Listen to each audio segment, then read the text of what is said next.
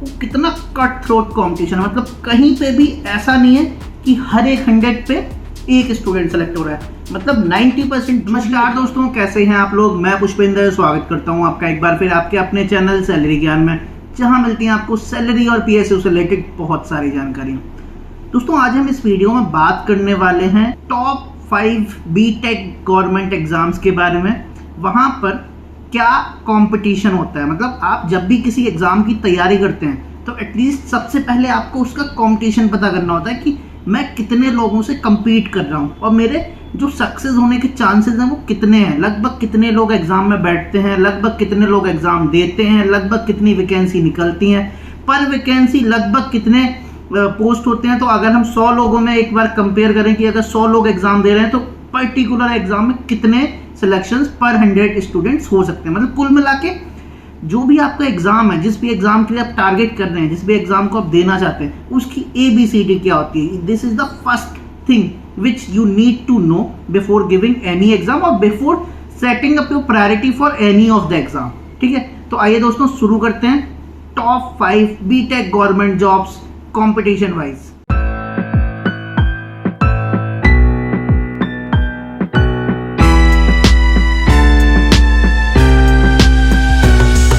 तो दोस्तों सबसे पहले हम बात करते हैं SSC CGL के बारे में।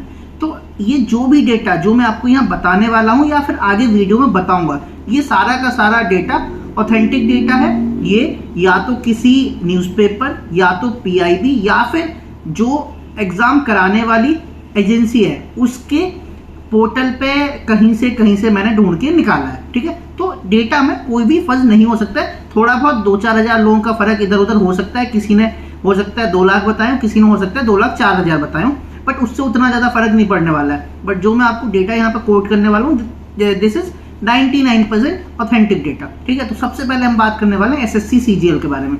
एक SSC CGL का जो ग्रुप 3 मतलब ग्रुप C वाला जॉब है या ग्रुप B वाला जॉब है, वो सभी जो भी ग्रेजुएट स्टूडेंट्स हैं वो देना चाहते हैं, सभी उसमें जॉब भी लेना चाहते हैं।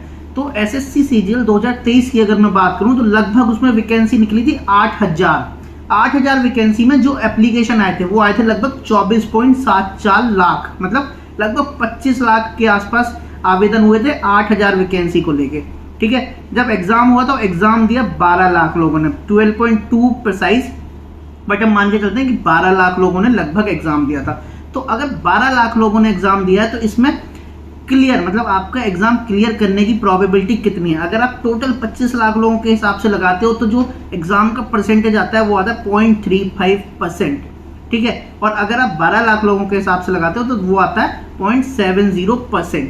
ठीक है, मतलब अगर मैं पर 100 स्टूडेंट्स की बात करूं तो आपका जो सक्सेस रेट है दैट इज 0.7, मतलब 1000 लोगों पे 7 लोग सिलेक्ट हो रहे हैं। ठीक है, ये आपको समझ आया होगा। ऐसे ही अगर मैं SSC 2022 की बात करूं तो यहाँ पे नंबर ऑफ वैकेंसीज बहुत ज़्यादा थी, 36,000 वैकेंसी थी। 36,000 वैकेंसीज के लिए 33 लाख आवेदन हुए थे। 33 लाख में से 16 लाख लोग लगभग एग्जाम देने गए थे।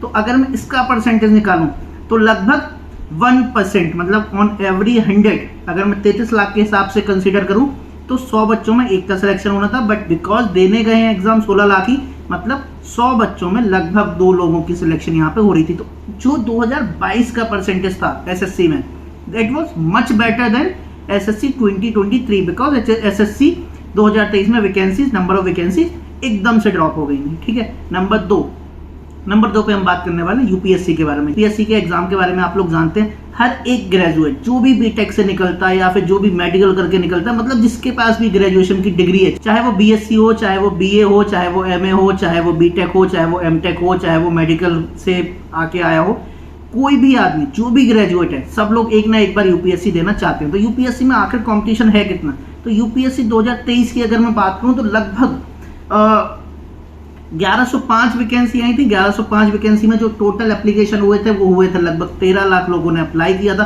13 लाख लोगों में से जिन लोगों ने एग्जाम दिया वो लगभग 5.65 लाख लोगों ने एग्जाम दिया। तो अगर मैं परसेंटेज निकालूं जो पेपर देने वाले कैंडिडेट्स, मतलब 5.25 लाख लोगों ने लगभग एग्जाम दिया है, तो 5.25 लाख लोगों को अगर मैं 1100 वैकेंसीज में देखूं तो लगभग 0.19% आता है। ठीक है, मतलब कि SSC में 0.7% था ऑन एवरी 1000 स्टूडेंट, 7 लोग सेलेक्ट हो रहे थे, बट अगर मैं बात करूं यूपीएससी की तो पर 1000 स्टूडेंट्स एक लड़का सेलेक्ट हो रहा है, मतलब पर लाख पे 100 लोग सेलेक्ट हो रहे हैं। ठीक है, यूपीएससी 2022 की अगर मैं बात करूं तो वहां पे लगभग 1022 वैकेंसी थी। वहां पे अप्लाई किया था कुछ 11 लाख लोगों ने। 11 लाख लोगों में से एग्जाम दिया था लगभग 5.73 लाख लोगों ने, मतलब 5.25 लाख के आसपास यहाँ पे भी लोगों ने एग्जाम दिया था। 5.25 लाख लोगों में से हमें लेने थे 1022 फाइनली, तो लगभग जो परसेंटेज आती है वो आती 0.17%, मतलब on every 1000 students 1.7 are going to qualify. ऐसे ही यूपीएससी 2023 की जब मैं बात कर रहा था, अभी मैं 22 की बात कर रहा था, जब मैं 23 की बात कर रहा था तो वहां पे भी पर 1000 स्टूडेंट 1.9 के आसपास लोग सिलेक्ट हो रहे थे, मतलब पर 1000 पे 2, यहाँ पे पर 1000 पे लगभग 1.7। नंबर 3 में पे मैं बात करने वाला हूँ यूपीपीएससी के बारे में, स्टेट सर्विस एग्जाम के बारे में। कई लोग होते हैं जो स्टेट सर्विस के लिए बहुत ज़्यादा पैशनेट होते हैं, बिकॉज आपको जॉब मिलती है आपकी स्टेट में, और बहुत ज़्यादा चार्म भी है आजकल स्टेट सर्विस में जाने का, बिकॉज कोई भी अपने घर को छोड़ के नहीं जाना चाहता। बाकी सभी सेंट्रल गवर्नमेंट की जो भी जॉब्स होती है उसमें आपको घर छोड़ के बाहर जॉब करनी पड़ती है। ठीक है, तो यूपीपीएससी की अगर मैं बात करूं तो यूपीपीएससी 2024 में वैकेंसी निकली थी लगभग 220। अभी इसी साल की बात कर रहा हूँ, लोगों ने अप्लाई किया लगभग 5.7। कितने लोग एग्जाम में एक्चुअली अपीयर्ड हुए ये डेटा मुझे मिला नहीं, बट मैं मान के चलता हूं कि जो ट्रेंड चल रहा है लगभग 50% लोग एग्जाम देते हैं, तो 3 लाख लोगों ने लगभग एग्जाम दिया होगा। ठीक है, तो उन 3 लाख लोगों में से अगर मैं बात करूं आपकी परसेंटेज की तो दैट इज कमिंग 0.07%, मतलब पर 100 स्टूडेंट 0.07 सेलेक्ट हो रहे हैं। और भी अगर मैं आपको प्रिसाइज करके बताऊं तो पर 10,000 मतलब हर 10,000 लोगों में 7 लोग सेलेक्ट हो रहे हैं, मतलब इसका जो परसेंटेज है वो और भी ज़्यादा कम हो गया। बिकॉज स्टेट वाले में क्या होता है कि सारे स्टेट के लोग अप्लाई कर देते हैं। पहली बात तो जो उस मेन स्टेट के यूपी के वो तो अप्लाई कर ही रहे हैं, बाकी जो स्टेट के भी हैं वो लोग भी अप्लाई कर देते हैं अगर वहाँ पर लैंग्वेज का बैरियर नहीं है। तो अगर मैं यूपीपीएससी 2023 की बात करूँ तो वैकेंसीज निकली थी लगभग 254, अप्लाई हुए थे लगभग 5.65 लाख। यहाँ पे भी मैं मान के चलता हूँ 3 लाख लोगों ने एग्जाम दिया होगा, तो आपका जो लगभग परसेंटेज आया था वो 0.08%, पर 10,000 8 लोग सिलेक्ट हो रहे थे। ठीक है, आई होप आपको समझ आ रहा होगा धीरे धीरे। फिर नंबर 5 पे मैं बात करने वाला हूँ IES, Indian engineering service. IES mainly 4 branch के लिए ही होता है, सिविल, मैकेनिकल, इलेक्ट्रिकल और ईसी। तो इन्हीं 4 लोगों के लिए लगभग 300 वैकेंसी निकलती है। 327 वैकेंसीज आईईएस 2023 में निकली थी। लगभग 2.5 लाख लोग एग्जाम देते हैं, 2.5 लाख के आसपास इंजीनियर्स एग्जाम देते हैं। टोटल ये जो 327 वैकेंसी है ये सभी चारों ब्रांच के लिए, किसी एक ब्रांच के लिए नहीं है। तो 327 टोटल वैकेंसी नहीं, लगभग 2.5 लाख लोग एग्जाम देते हैं। अगर मैं 2.5 लाख के हिसाब से मान के चलूँ तो 0.16%, ठीक है, मतलब पर 100 0.16 लोग, मतलब पर 1000 1.6 लोग। ठीक है, पर 10,000 16 लोग सेलेक्ट हो रहे हैं। ठीक है, उसके बाद नंबर 5 पे मैं बात करने वाला हूँ गेट एग्जाम के बारे में। गेट एग्जाम में पूरे साल में जितनी वैकेंसी निकलती है उनका मैंने एक एवरेज लिया है, लगभग 800 वैकेंसी सारी कंपनियां मिला के, सभी पीएसयू मिला के लगभग 800 वैकेंसी निकालती हैं। कोई 100 वैकेंसी निकालती है, कोई 50 वैकेंसी निकालती है, कोई 200 निकाल देती है, कोई 250 निकाल देती है। टोटल साल में मैं मान लेता हूँ कि लगभग 800 वैकेंसी निकली है। टोटल जो लोग अप्लाई करते हैं वो 8.5 लाख लोग अप्लाई करते हैं। अब 8.5 लाख लोगों में लगभग 8 ब्रांच, मेन जो ब्रांच होती है वो 8 ब्रांच होती हैं। टोटल 8 ब्रांचों में मेजर पोर्शन किन ब्रांचों का होता है? Civil, mechanical, electrical, EC, CSC, chemical, IT और इंस्ट्रूमेंटेशन।